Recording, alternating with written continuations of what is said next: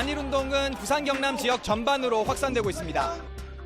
일본 불매운동 관련 현수막이 무더기로 훼손됐습니다. 일본이 우리나라보다 더 깨끗하고 좋은 것 같는데 노재팬이라는 플래카드가 올라오니까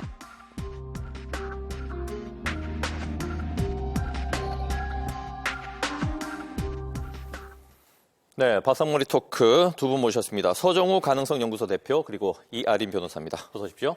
반갑습니다. 예, 자 우리나라에 대한 일본의 경제법으로 시작된 일본 제품 불매 운동도 그렇고 반일 운동이 상당히 지금 거세지고 있습니다. 이런 와중에 우리가 지금 길거리에 다니면 이제 불매 운동에 대한 포스터나 이 플랜카드를 자주 보게 되는데 이 현수막이 무더기로 찢어지는 일이 있었어요. 네, 어떻게 된 겁니까 정확히? 지난 일요일 일입니다.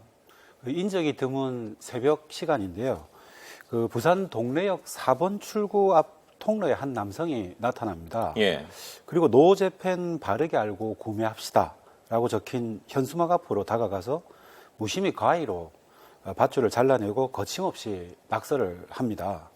지역의 한 시민단체가 불매운동을 독려하기 위해 며칠 전 걸어둔 깨끗한 새로 붙여진 플랜카드인데요. 예. 가까운 동래시장과 연제구 인근에서도 찢어진 현수막이 발견됐다는 신고가 잇따라 접수됐습니다. 예, 알겠습니다. 일단 지금 국민들이 하나된 마음으로 자발적으로 불매 운동을 벌이고 있고 그리고 시민단체에서도 자체적으로 이제 예산을 들여서 이런 현수막을 내걸고 있는데 근데 왜 이런 행동을 했을까요? 네, 이게 현수막이 불매 운동을 응원하는 아주 무난한 문구인데요. 근데 그렇죠. 노 재팬이라는 것에 이제 줄을 긋고 거기에 노 코리아 한일 동맹은 생명이다라는 문구를 적었고요. 그 불만 있으면 나를 찾아와라.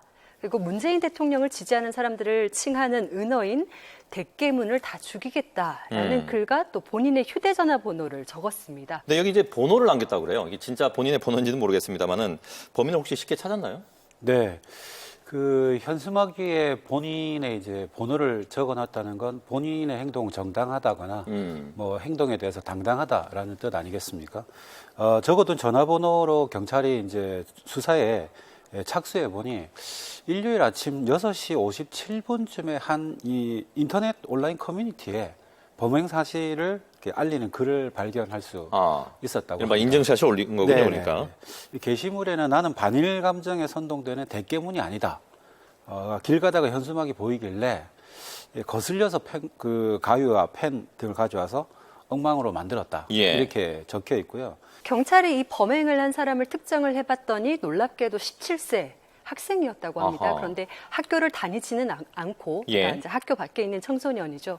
그리고 이 소년의 부모님께서는 아이가 11년째 조현병을 앓고 있다라고 털어놓기도 했습니다. 그렇군요. 노재팬 플래카드를 훼손한 동기는 주된 동기는 관심받을 목적이고 그 외에는 이제 유튜브에서 일본 여행 동영상 이런 걸 보니까 일본이 우리나라보다 더 깨끗하고 좋은 것 같는데 노재팬이라는 플래카드가 올라오니까 그걸 가위로 자른 겁니다. 피해미자가 친구가 없고 혼자 인터넷 게임이나 인터넷 서핑을 하면서 지내다 보니까 관심받을 목적으로 플래카드를 훼손한 겁니다.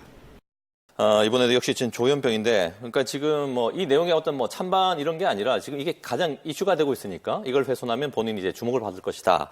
이런 생각으로, 일종의 어떻게 보면 이제 엉뚱한 이제 영웅심에 빠져서 벌인 행동이라고 할 수 있는데, 조현병은 치료만 받으면 제때 이게 좋은 효과를 볼 수 있다고 그러는데, 치료를 받아야 되겠군요, 이 학생은. 네, 그렇습니다. 경찰이 수사에 착수하자 이 소년의 아버지가 경찰에 자수를 시켰다고 합니다. 아버지의 말에 따르면 이 미성년자이고 수년간 불안 장애를 겪어오고 있다고 합니다. 그래서 치료를 받은 전력도 있고요. 그런 얘기를 하셨다고 해요. 그래서 이제 지금은 가닥이 법적인 처벌 대신에 좀 입원 치료를 받는 방향으로 좀 가닥을 잡고 있는 것 같습니다. 아무래도 어린 학생이기도 하니까 빨리 좀 회복하고 건강한 생활로 되돌아갔으면 좋겠습니다. 그래야죠. 일단 이번 일은 이 정도로 어떻게 보면 해프닝으로 끝날 수 있다라고 하지만 왜 이 얘기가 나온 김에 선거 때 보면 여러 가지 현수막이나 이제 포스터를 이제 일부러 이제 훼손하는 경우가 있지 않습니까? 이것이 이제 선거 공보물은 아니지만 예를 들어서 공익 목적의 현수막이다. 그러면은 반드시 이것도 손대면은 처벌받게 돼 있죠. 네, 맞습니다.